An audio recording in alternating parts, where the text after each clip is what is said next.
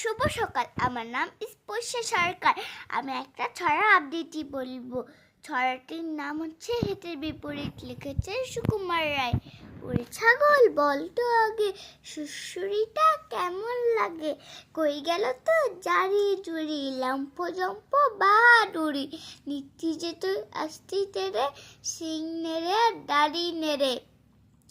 ওরে ছাগল করবি রে কি, গুতবি তো আয়না দেখি, হা হা হা, এই কেমন কথা এমন ধারা, অবজ্ঞটা শান্ত যারা ইতর প্রাণী, তাদের পরে চৌরানি, ঠান্ডা মেজাজ কয় না কিছু, লাগতে গেছু তারই পিছু।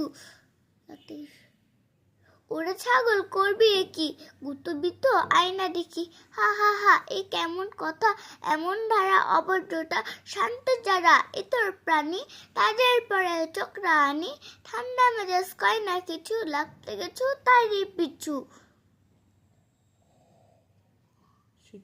শিক্ষা তোদের এমনি তর, ছি ছি ছি লজ্জা বড়, ছাগল ভাবে সামনে কি একটুখানি গুটিয়ে দেখি।